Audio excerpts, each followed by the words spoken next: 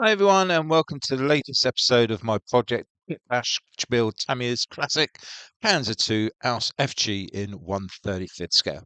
Now, in this video, we're going to be looking at finishing off the interior and doing some extra bits on the outside as well. So, if that's something of interest, then pull up a chair and let's go do some modelling. Now, first of all, I started on the fan system, which also has a radiator on the back as well. Just using little strips of plastic card, I constructed a simple square box by putting it onto a sheet of plastic card, and then once dry, just cut around that, and that gives you the correct size to put onto the back. And then I added on some little detailing with other strips of plastic card and some 0.5 Cuda rivets there on top. And also I made another plug on the front as well for the belts for later on. So as always, continually did test fitting to make sure it all fitted in okay. Before moving on to the next part, which was to do some pipe work. And here I'm using some 1mm solder wire. This is very bendable and flexible.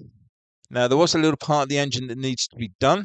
Just a little tip here, when you want to sand some small parts, just drill it all the way through it. And then as you can see, that's a nice way to be able to hold the part while you're doing your sanding. And that allowed that for the tubing and the pipe work to go through. And then that was painted and weathered in the same way. And as you can see, that now fits nicely on top of the engine part there. At the same time, I added on some of the detailing with the small box where the pipe work was actually going to be going into. And that was added on to the Dragon interior section. And then again, we dry fitted the fan system and the pipework to make sure it was all of the correct length and fitted in okay. So I was really pleased with how that particular part of the project had gone. Now I stripped everything out, and then I started to put in some supports for the engine to sit up on. And also I put it in some of the axle detailing. There's also a little battery there with a cable coming out. Now, yes, I know you're not going to see a great deal of this, but at least we know it's all in there for the odd shot that you may well see of the interior. Also added on some rivets onto the side paneling as well. Another test fit, once that had all been done, to make sure that the height of the engine was correct. So when the actual lid of the tank is put on, you can see the engine quite clearly. So really pleased with how that had all worked out.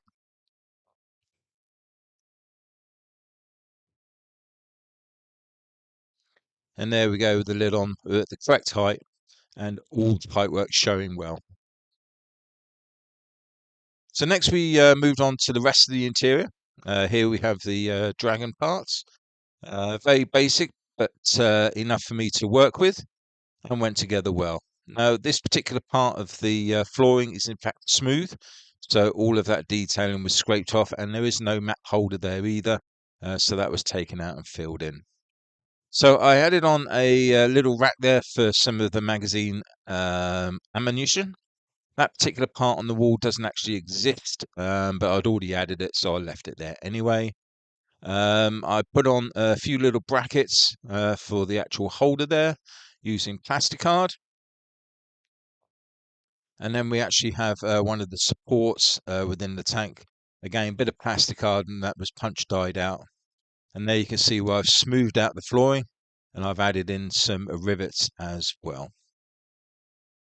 So I'll just leave you some stills so you can see that in more detail.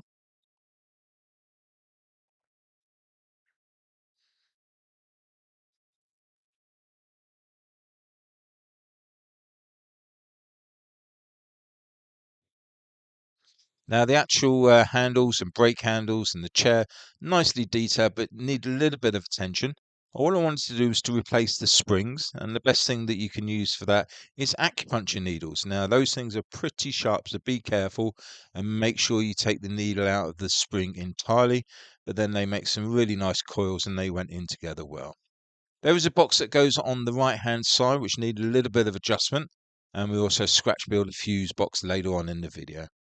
Now everything was fitting in nicely. We also was able to use the front panel from the Dragon kit for the pedals, and that fitted in well.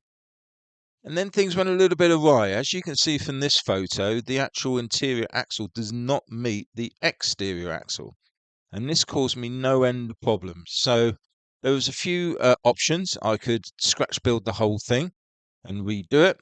I checked with the Dragon kit to make sure the Tamiya kit wasn't incorrect, but as you can see, that all lined up well. So I decided to take the front of the Tamiya kit off completely and then put as thin a front paneling in as I possibly could. I also checked the distance from the sprocket to the first road wheel and made sure that was the same, as you can see, as the Dragon kit. So everything there was fine, so I couldn't understand it, why it wasn't working. And then the penny dropped. I actually put together the Dragon kit, and as you can see, there's exactly the same problem there as well. So somewhere on the lines with Dragon, there's been some sort of scaling issue. I'm not too sure what it is, but unfortunately, I wasn't in the mood to scratch build all of the transmission and all of the wheels. So I decided to take that one on the chin, and I'm going to make it a bit of a compromise. But as you will see now, as I rebuild the front, I am able to give myself a few extra millimeters. So eventually it doesn't look too bad. So if we put in the Dragon parts, just to do an actual test fit to see how the new front works. And as you can see, if I push it up nice and tight, I'm not too far out. Again, obviously it's not correct, but it's not as bad. So I'm afraid, guys, that's just one of the compromises of doing kit bashing. It's going to have to be.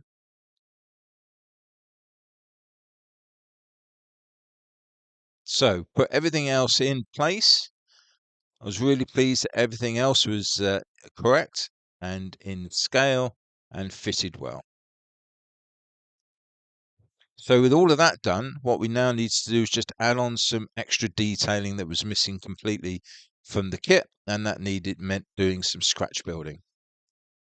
So first off, I put a little holder in there, and that's for the little torch. Now, in hindsight, that should be circular. I did it square, but it should be circular. Then we have the fire extinguisher, we have the step down from the turret, and we have a couple of boxes. Also in there, they'll become part of the radio, and the radio will sit alongside here in the upper hole, but we'll look at that later. Again, we've put in some rivets and some nuts. Now, I like my Meng nuts. Unfortunately, they only go down to 0.8, but still are very handy, and I use these guys a lot on my builds. And as you can see there, they look really nice once in place and just gives you that a little bit of extra detailing. Now, as for the front, I added in some of the brake wires using some styrene rod. And then here across the top, I've added a little bit of wiring just for detail. And for that, I use Tamiya wire. Now, I love this stuff, not only because of its bendability, but the fact that unlike ordinary wire, the paint chips off it. Whereas with Tamiya, it's plastic coated, and so it paints up really well. And as you can see, there's lots of different gauges that you can buy. So get yourself a selection of those, and they'll serve you well for any scratch building that you may do in the future. So added everything in, excuse me, in the front, as you can see. Now, there was a channel here that was incorrect, so that had to be chiseled out, which was a bit of a fiddle because obviously everything's stuck in now. So I just used one of my smaller 1mm chisels, and you just scrape that across and then sand that back, and you'd never have known it was there. Now, this is the fuse box that I mentioned earlier on. This was quickly scratch built out of plasticard, and that was put alongside the right-hand side box, as you can see there in the picture here. And everything's pretty well much there now. The magazine rack I discovered later does in fact have separators, and I was no way I was going to bother doing that. I was very pleased with the extra detailing, and it really does make it stand out well. On the front there, we'll put some spare tracks and some weld seams, but that we'll do further down the line. So there we are. I'll just leave you a couple of stills, and then we'll move on to some further items on the outside of the hull. So as far as the transmission goes, there was a wire that needed to go across. That was super glued in. Now, obviously, in the heat of the summer, the super glue doesn't fix very quickly. So if you just use an activator, give it a quick spray, and it's instantly stuck down. Now, I also gave the opportunity to put a couple of slides in here to see what it was like with the lid on. and you still do get to see quite a bit of detail. So I was really pleased with that. Now moving to the outside, we're using the Panzer sprocket set, which comes not only with the wheels but the hubs as well. So that meant a matter of taking off the Tamiya ones, just cutting it down, sanding it back, and filling it smooth. And then, as you can see, the resin parts and Panzer go on really well. I was really impressed. They look such the part now, and so much better than obviously the original parts from Tamiya. You'll also see there's some extra detailing that's been put on the side of the Tamiya lower hull.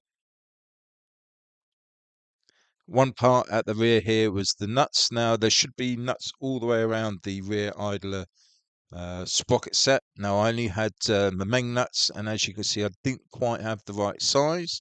So in the end, I decided to go for the smaller size, and all 8 were put around and really nicely detailed out. So I was really pleased with how that turned out. You'll also see there are some metal dome nuts as well. Now I've had some of these in my drawer for God knows how many years, never used them. And I thought, right, this is an ideal opportunity to get these out and put them on the model. So very carefully, just get your small drills. Start off with a small drill hole, then build up to a larger size until you get the size that you actually require. Now, get some CA glue. I use Pringle lids because if you use a Pringle lid, the CA glue lasts for ages before it dries out. And then we have some throwaway applicators, and then it's a matter of just filling in the hole and putting in the metal dome nuts. Now, this is very fiddly at the best of times, and doing it under the camera was even worse.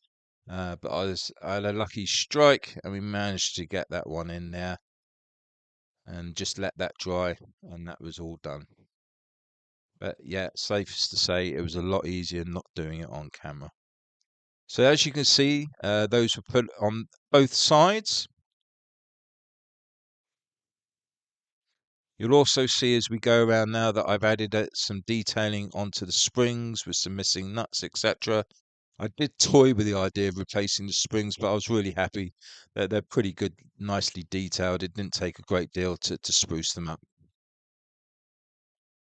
So that pretty much concluded the detailing on the sides. What we now need to do is to turn the attention to the front and the rear and the underneath. Here we're going to put a spare track holder and some weld seams. Now, first of all, we're going to start with the underneath, which means lots of rivets. Now, the way I do my rivets is to get some pewter strip, place it in the RP Tools punch and die set, always using the 0.5 one, and then it's just a matter of going through and just punching out a good 50 I usually do at a time, as you can see there.